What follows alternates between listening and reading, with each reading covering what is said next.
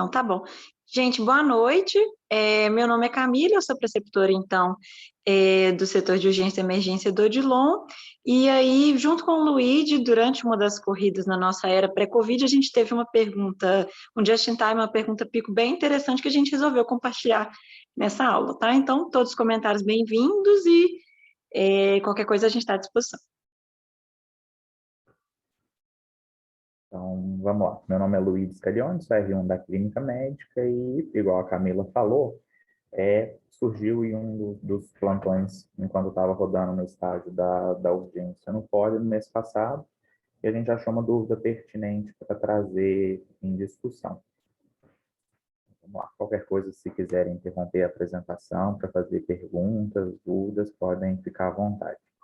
Então, como a capa já diz, aí, o título já diz, a dúvida nossa surgiu sobre o benefício do uso do ácido tranexâmico no tratamento da hemorragia digestiva alta, no contexto da emergência, no cenário da emergência. E como surgiu essa dúvida? É um paciente que surgiu para a gente, paciente do sexo masculino, de 68 anos, que a situação dele, ele chegou num novo choque hemorrágico secundário a uma hemorragia digestiva alta. Era um paciente previamente IV, que foi admitido na UPA por hematêmese, estabilizado inicialmente e transferido para o poli. Recebeu aí hemocomponentes, foi preciso iniciar a droga vasoativa e foi entubado mais num contexto de proteção de vias aéreas.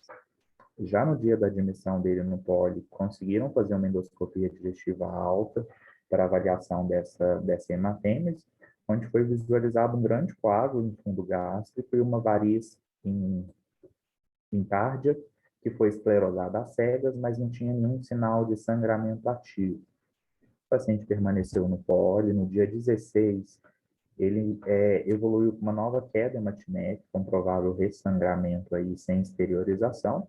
Foi feita uma nova endoscopia e, mais uma vez, também não tinha nenhum sinal de sangramento ativo. O único achado novo na endoscopia foi essa úlcera bulbar em processo de cicatrização. Manteve no poli. No dia 18, ele intercorreu com uma nova instabilidade hemodinâmica, uma hematêmese profusa. Foi iniciado transfusão maciça, programado uma nova endoscopia, mas que, infelizmente, não teve oportunidade de ser feita.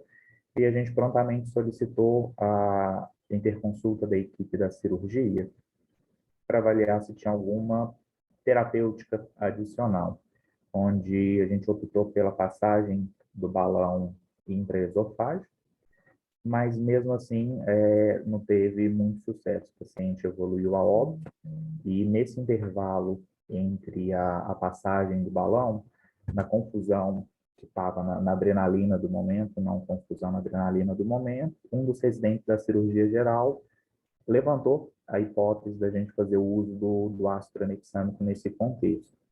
Mas ninguém tinha muita certeza se tinha realmente benefício, se tinha evidências que apontavam para esse uso da medicação nesse contexto. A medicação foi prescrita, a gente chegou a prescrever a medicação, mas não foi feita, não teve tempo de ser feita, até porque também não se sabia se realmente tinha esse benefício. E foi nesse contexto que realmente surgiu a dúvida se tem validade o uso do astranexame nesse contexto. E aí a gente elaborou uma pergunta tipo para tentar responder essa nossa dúvida, onde o meu paciente, o meu problema, entra aqui na letra P. Eu tenho que avaliar uma possível intervenção. Essa intervenção, que eu vou, no próximo slide, a gente mostra que é o uso do meu ácido tranexâmico. Eu tenho que ter um controle, um padrão de comparação, e realmente a minha comparação para buscar responder esse meu questionamento eram os pacientes, era a terapia padrão, que eu já uso no tratamento dessa hemorragia digestiva alta. E a avaliação desse desfecho. O desfecho principal que eu quero é saber se realmente reduz mortalidade, com alguns outros desfechos secundários. E realmente, como eu tinha falado aí, meu paciente, a situação que eu estou vendo é hemorragia digestiva alta, grave, varicosa ou não varicosa, até porque não se tinha muito bem estabelecido a origem, a etiologia desse sangramento de HDA do meu paciente. a intervenção, o ácido tranexâmico, o meu controle, o manejo padrão da hemorragia digestiva alta e os desfechos que eu quero avaliar. E aí, na pirâmide dos níveis de evidência, a primeira que a gente tende a avaliar mais na prática mesmo, até mesmo durante o plantão, uma coisa mais imediata, são os sumários que a gente tem um acesso mais rápido e ele já traz para a gente as informações da base da pirâmide desses estudos de uma forma mais resumida. Então, esses sumários que é o Dynamed, o UpToDate, a gente deu uma olhada rápida para orientar o norte da nossa pesquisa. E realmente, a hora que a gente vai avaliar nos dois principais, o UpToDate e o Dynamed, os dois são unânimes em falar que realmente não existem estudos até o momento que sugerem benefício de redução de mortalidade com o uso do ácido tranexâmico nessa situação, no contexto de hemorragia digestiva alta. Então, a gente já tem uma resposta prévia para a nossa pergunta, mas a gente foi atrás dos artigos que embasam essas conclusões escritas no sumário. E aí o artigo principal, que é que a gente acha também um dos mais recentes e um dos artigos que tinha uma expectativa muito grande sobre ele, é esse estudo Halt, que foi publicado no Lancet no ano passado, em 2020. E aí depois, a gente vendo alguns outros estudos, que a gente vê o porquê que tinha tanta expectativa na publicação desse artigo. Os estudos prévios eram estudos com espaço amostral muito pequeno, de 200, 150 pessoas estudadas, e o Halt, publicado no ano passado, veio com espaço amostral aí de 12.009 participantes. Então, foi um diferencial muito grande em relação aos estudos anteriores. E o objetivo do estudo realmente é isso, é avaliar o efeito do ácido tranexâmico na redução de mortalidade desses pacientes com sangramento gastrointestinal. Entretanto, o estudo ele não separa, ele não avalia um tipo específico de sangramento. Ele avalia tanto o sangramento gastrointestinal alto quanto baixo. É um ensaio clínico, duplo cego, randomizado, foi um estudo feito em 15 países de modo simultâneo, o Brasil não entrou nessas análises, tem dados de 164 hospitais e teve uma duração aproximada aí de 6 anos entre o primeiro paciente randomizado e o último. E contou com uma população aí com um número de pacientes avaliados de 12.009 pacientes. E aí a gente vê que realmente os achados, nos interessa a terminar de fazer essa avaliação do estudo, que realmente ele avalia a mortalidade nesses pacientes aí em 5 dias, e tem um dado que pode ser importante para a gente. Então, realmente, os achados do estudo nos faz terminar a sua leitura, avaliar ele melhor para a gente ver a que conclusão os examinadores chegaram. E aí, nos métodos de estudo, quais que foram os critérios de inclusão dos pacientes no estudo HALT? Todos os pacientes tinham que obedecer o critério de maioridade, isso ia depender da legislação de cada país, 16, 18 anos. Para serem incluídos, os pacientes os médicos assistentes tinham que ter uma incerteza sobre o uso do ácido tranexâmico naquela determinada situação. Então, até uma das coisas que a gente vai falar mais para frente como um ponto negativo, e pode ser que a gente tenha perdido a avaliação de alguns pacientes mais graves, mais críticos nesse estudo, se o médico assistente tivesse uma certeza ou se fosse hábito daquela instituição, daquele médico usar o ácido tranexâmico nesse contexto.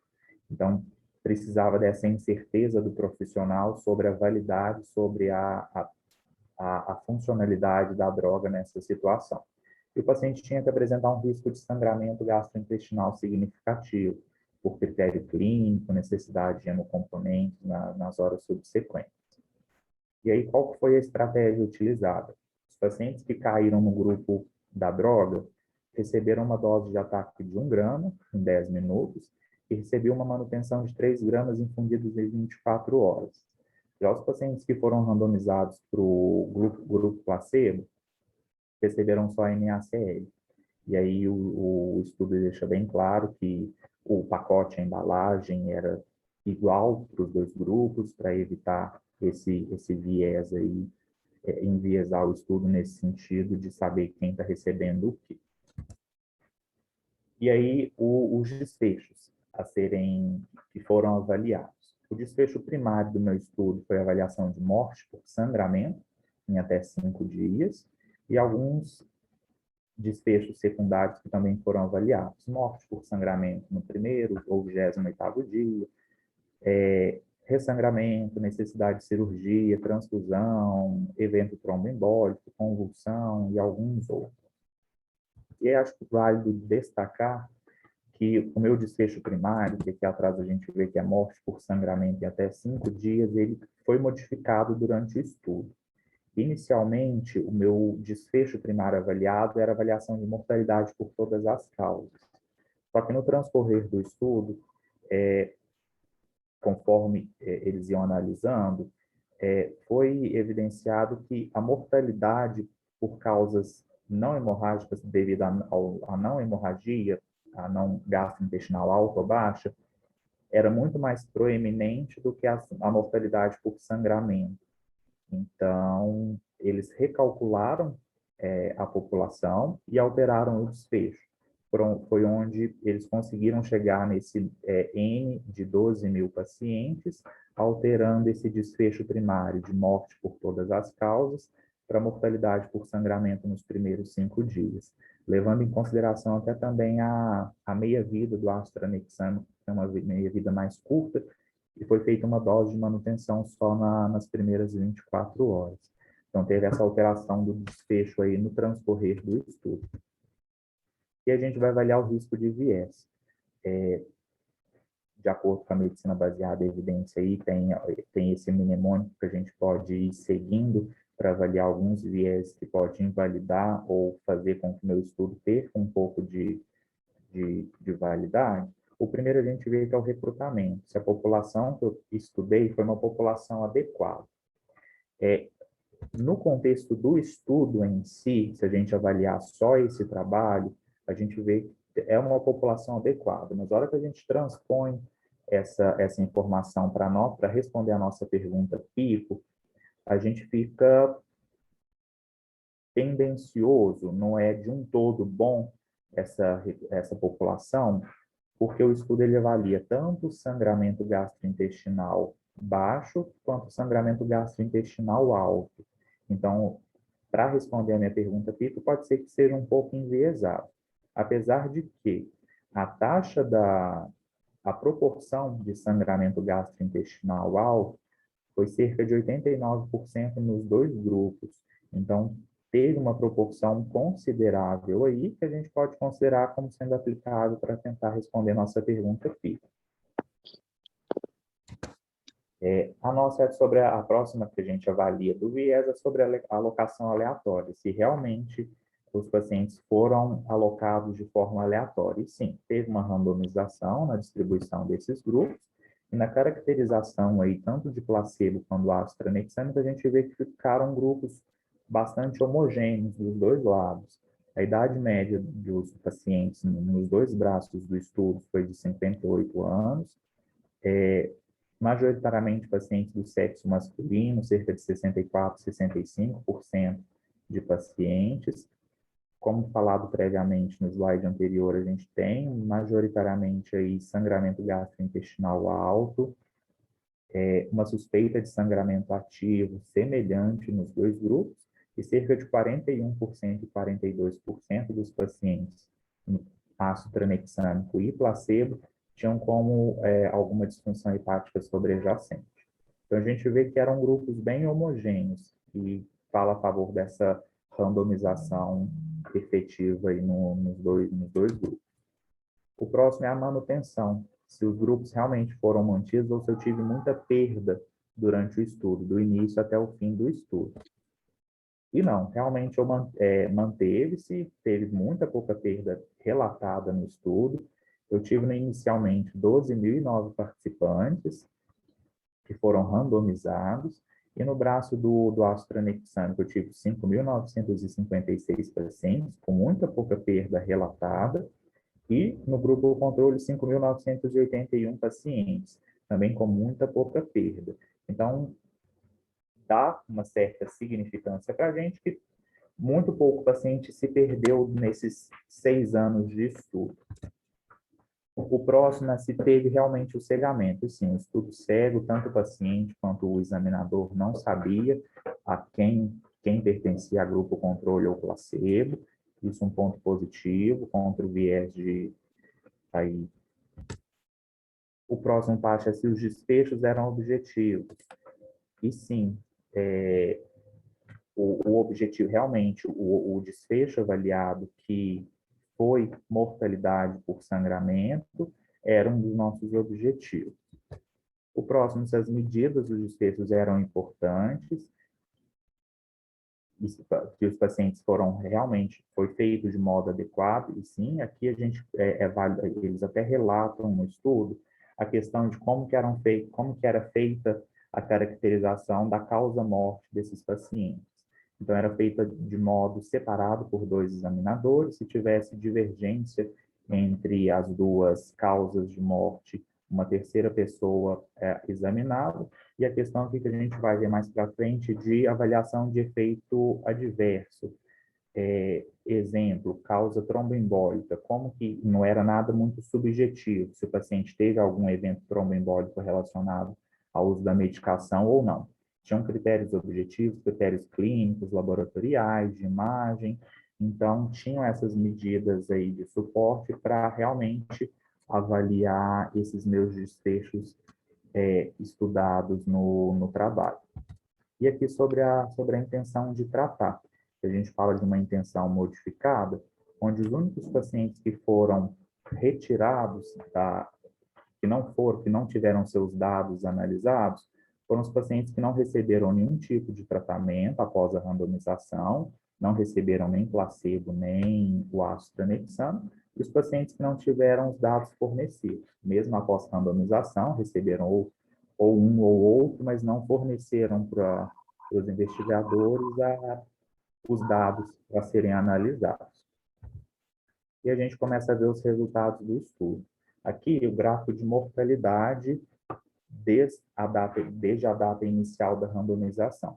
E a gente vê que desde o primeiro dia após a randomização, as causas não hemorrágicas sempre foram majoritárias como causa de morte mesmo. E uma coisa também que a partir do sexto, sétimo dia, a gente vê uma predominância e alguns dias uma exclusividade de morte por causas não hemorrágicas em relação às causas hemorrágicas, às causas por sangramento. Nos primeiros dias é mais intensa essa morte devido ao sangramento, tanto alto quanto baixo, e conforme os dias vão passando, essa proporção vai ficando cada vez maior entre os grupos. A causa não hemorrágica vai predominando em relação às hemorrágicas. Foi um total de 1.112 mortes, e o tempo médio de morte após a randomização foi de aproximadamente 55 horas. Aqui ele faz uma comparação por subgrupos, se realmente teve diferença de mortalidade em alguns subgrupos mais específicos. Aqui de tempo após randomização de menos de 3 horas e mais de 3 horas da randomização, mas sem significância estatística entre os dois grupos. Entre local, sítio de sangramento também não teve nenhuma significância entre sangramento alto e sangramento baixo. Causa de sangramento também não. Então, de uma forma geral, sem significância estatística de redução de mortalidade, analisando o subgrupo, não a população de uma forma geral. E aqui, o desfecho primário que realmente nos interessa, que é a redução da mortalidade dentro de 5 dias, se a gente for avaliar isoladamente risco relativo, a gente fica tendencioso para ter uma redução de mortalidade, mas na hora que a gente vê intervalo de confiança, a gente vê que não tem significância estatística. Foi uma mortalidade muito semelhante, tanto em AstraZeneca quanto placebo, então realmente sem redução de mortalidade, que é o nosso desfecho primário. Então, aqui ele já consegue responder para a gente que o uso da medicação não trouxe benefício nesse sentido de redução de mortalidade. E também avaliando taxa de ressangramento aqui dentro de 5 dias, a gente também não vê benefício, não vê redução na taxa de ressangramento. O próximo a gente vê se teve alguma redução de necessidade de algumas intervenções específicas. Aqui a gente ressaltou duas, mas em todas elas não teve redução da necessidade de nenhuma delas. Aqui, necessidade de intervenção cirúrgica, também um risco relativo menor do que 1, mas a hora que a gente avalia intervalo de confiança sem significância, e aqui a necessidade de algum tipo de transfusão de hemocomponentes, também sem significância estatística para a gente. Associada às complicações, se o uso da droga trouxe ao aumento de alguma complicação específica. E sim, a hora que a gente vai avaliar, principalmente evento tromboembólico, a gente vê que teve um aumento significativo comparado placebo e droga, com um risco relativo de 1,85. Apesar da hora que a gente vai ver valor absoluto, foi um valor muito pequeno entre os dois grupos. De 5.952 pessoas que receberam ácido tranexâmico, só 48 tiveram eventos tromboembólicos identificados. E no placebo, de 26. Então, assim, apesar de ter uma incidência muito baixa, a hora que a gente avalia estatisticamente, teve um aumento do risco de evento tromboembólico relacionado ao uso da medicação. E a mesma coisa quando a gente avalia convulsão. Apesar de um valor muito pequeno, também uma incidência muito pequena, teve significância estatística, então pacientes que receberam ácido tranexâmico tiveram um risco maior, uma incidência maior de eventos convulsivos comparados com o grupo placebo.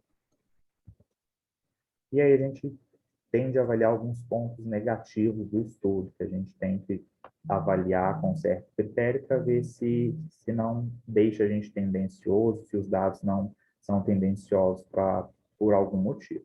Primeiro, critério de inclusão. A população heterogênea, que engloba tanto hemorragia digestiva alta quanto hemorragia digestiva baixa. A princípio, a gente queria avaliar exclusivamente o contexto de hemorragia digestiva alta. Então, pode ser que tenha um certo viés aí por conta dessa heterogeneidade da população. Apesar de que o grupo de hemorragia digestiva alta ele é majoritário, cerca de 90% dos meus pacientes. Então, tem um N de sangramento gastrointestinal alto considerável. Outra coisa é esse condicionamento da incerteza médica como critério de inclusão. Eu tinha falado lá atrás que pode ser que a gente tenha perdido pacientes graves de entrarem no estudo. Se o médico assistente julgasse que realmente tinha benefício ou que ele já tinha o hábito de fazer o uso da medicação no contexto clínico, de acordo com o hospital, esses pacientes não entraram. Então, pode ser que a gente tenha perdido alguns pacientes mais graves aqui, onde traria um certo benefício nesse contexto de hemorragia digestiva grave para avaliação do uso da medicação. E aqui, o baixo registro de evento tromboembólico, principalmente trombose venosa profunda, numa corte muito grande. Então, foi uma incidência muito pequena de pacientes que apresentaram esses eventos adversos. E a gente questiona aqui se realmente esses números não foram subestimados, porque avaliaram pacientes apenas sintomáticos. Então, será que não teve um número maior de eventos tromboembólicos em pacientes assintomáticos, que cabia rastreio para todos esses pacientes, para ter um valor mais fidedigno?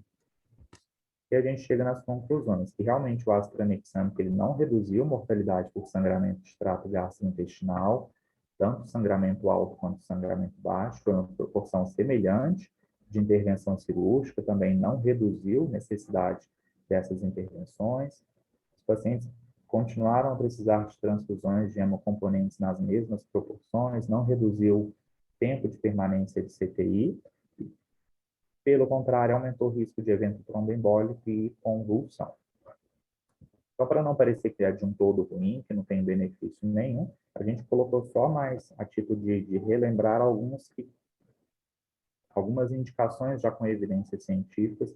A gente tem mais hábito de usar o astranexam, que é no contexto do trauma, e acredito eu que seja mais cotidiano, e o TCE também, TCE moderado, que tem indicações, e no contexto da hemorragia pós-parto. São as três indicações com evidência científica, e existem algumas outras indicações mais off-label, sem significância, mas que a gente acaba fazendo uso.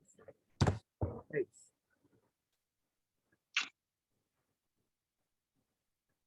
Então tá, joia.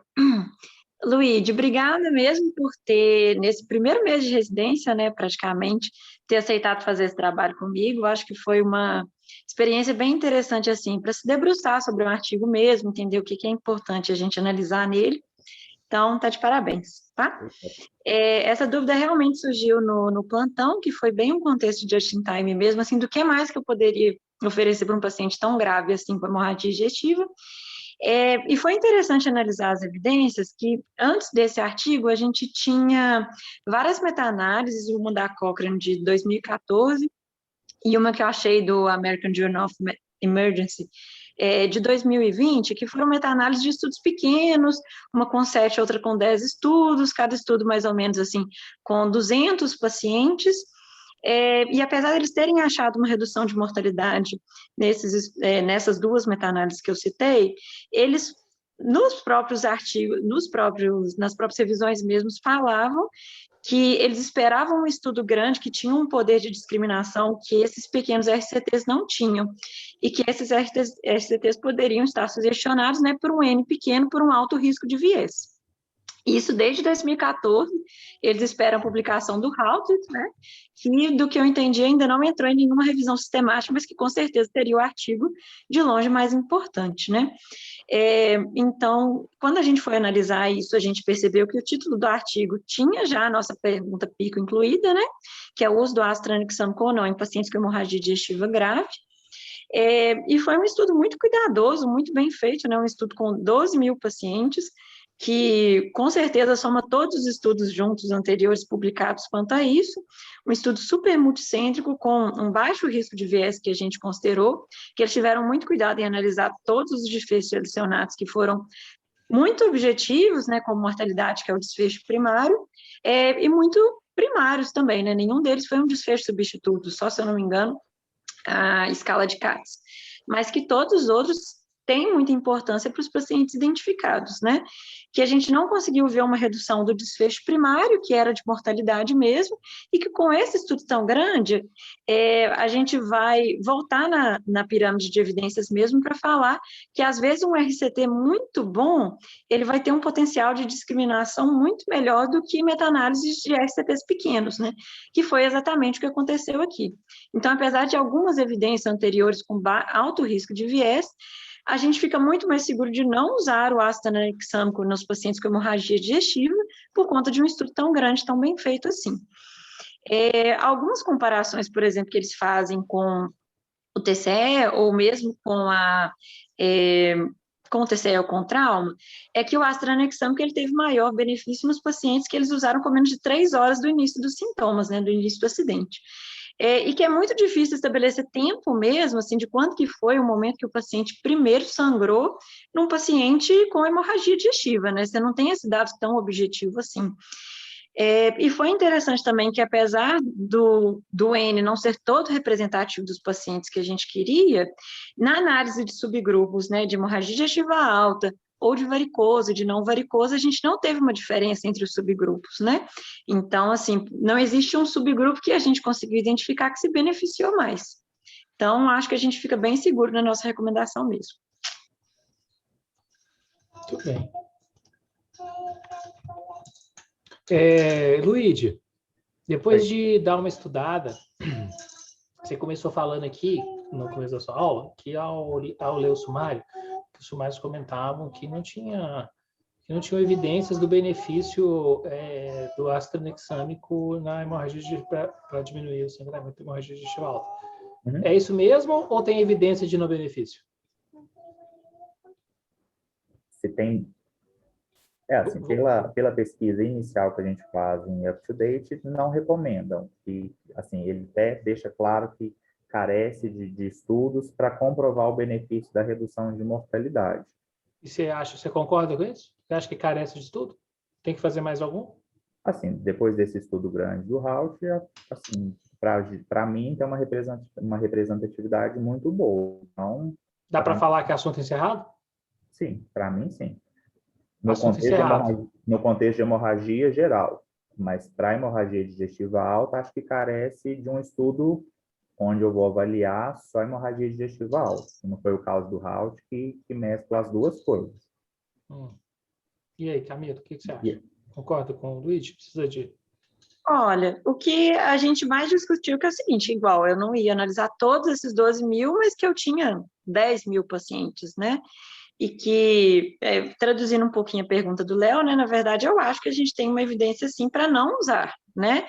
Que a gente não conseguiu provar que a gente precisava usar, e, na verdade, a gente conseguiu provar que a gente não precisa, né? Que esse eu acho que é o grande desfecho do estudo, sim, com certeza. Então, assim, não vamos Vocês não fazer... sofreram igual a gente, né? Porque nós estamos esperando o Halt já há vários anos. Então, vocês já chegaram com ele pronto. Nós estamos ano a ano aqui, faz anos. Não, calma, vai sair esse estudo, vai sair. Então, foi a grande decepção de 2020, né? Nós choramos quando ele saiu, porque a gente queria alguma coisa, né, para hemorragia digestiva, né? Que é uma doença que a gente sente que a gente não tem tanta coisa assim que faz tanta diferença, né? A gente tinha as expectativas do ácido tranexâmico. E infelizmente, por mais que a gente adore o ácido tranexâmico, né? Por estudos como vocês mostraram lá no final, acho que aí é diferente, tá, Luiz? Só para o pessoal entender, a gente poder passar para a próxima apresentação, vamos abrir um pouquinho para a pergunta e a gente vai para a próxima. A diferença entre não ter evidência e ter evidência que não tem efeito, tá bom? Nós temos evidência mais que suficiente para dizer que, infelizmente, o ácido tranexâmico não vai alterar o desfecho, tá? Agora, sobre a representatividade, ele é bastante representativo para a hemorragia digestiva alta, mais que isso, vocês vão estar buscando evidência impossível. Ele é pouco representativo para um paciente com hemorragia digestiva baixa. Então, vocês poderiam dizer que para os pacientes com hemorragia digestiva alta, essa representatividade é boa, o dado é bem direto. Talvez para hemorragia digestiva baixa, a gente ia ficar um pouquinho na dúvida ainda para virar e bater, tá? Então, essa evidência com 10 mil pacientes aí de hemorragia digestiva alta, é boa o suficiente. E é tão triste, é tão definitivo o número dele, né? Que é um P de zero, um intervalo de confiança de 0,99, né? Que tem 18% para um lado e 18% para o outro, né? Tipo assim, aquele ali que bate no 1. Não é nem assim uma tendência, né? Ele está no zero mesmo, não faz diferença nenhuma. Então, ele não tem dúvida mais, tá? Não tem tendência para nenhum dos dois lados. Ele está equidistante ali, não acho. Raramente você vê um estudo com tanta ausência de evidência igual o ácido tranexâmico, né? Ele vai de menos 18% a mais 18%, parando ali no 99% na estimativa, né? O ponto de estimativa em 0,99, ou seja, acabou esse assunto. Infelizmente, não, né? Acho que não tem sentido mais estudar ácido tranexâmico uma digestiva alta. Então, o Haut define isso, né? Última provocação. Precisa fazer análise individual desse estudo quando dois sumários dois sumários bons concordam com o dado e trazem uns elementos para a gente poder ver? O que vocês acham? Acho que foi quase, assim, foi quase como uma curiosidade mesmo para entender, para ler o artigo, né, e para a gente descobrir, assim, de onde eles tiraram isso tudo. Mas, por exemplo, lá na hora que quando a gente abriu e viu que não tinha evidência, tipo, pronto, acabou, não vamos ficar sofrendo por isso, sabe? Beleza. Uhum. Para aprendizado, então, né, para explicar para todo mundo, vocês estão lá para tomar decisão na emergência. Abrir o UpToDate, abrir o Dynamed, viu uma resposta tão clara assim, acabou o assunto ali para o plantão. Mas aí vocês dizem, poxa vida, isso tudo aqui que a gente está falando, basicamente se deve a um grande estudo. Esse grande estudo é muito importante, ele muda tudo. Ele é uma evidência que está se esperando por ela há 7 anos. Ela sozinha tem 10 vezes mais artigos do que a soma que teve até agora. É um daqueles estudos que faz parte da história da medicina, deixa eu lá ver. Vamos aproveitar que é uma sessão de dados, a gente depender sobre análise de estudo individual e vamos fazer, né? Então, hoje a gente está vendo aqui, né, que para tomada de decisão no dia a dia, o sumário point of care, nesse caso, resolvia completamente, né, não precisava de outra coisa, mas, ao mesmo tempo, é um caso que, como a Camila disse, né, um estudo individual é suficiente e, digo mais, né, a meta-análise atrapalha. Né? Se você misturar um estudo tão bom desse com tanto de estudinho pequeno, ela não fortalece a evidência, ela enfraquece a evidência, né? Então, a evidência, a gente esquece tudo que já teve, né? Pega esse mega trial, que ele não é um trial, né? Que a gente chama de mega trial, e aí o assunto é tristemente encerrado, né? Não tem... Né? Tristemente não, né? A verdade está aí, né? A gente pode... às vezes não gosta de ouvir, mas o que tem é o que tem. Muito bem. Turma, dúvidas, alguma coisa? Ou a gente vai mais uns 2 minutinhos, 5 minutinhos aí para a gente conversar um pouquinho e a gente vai para a próxima.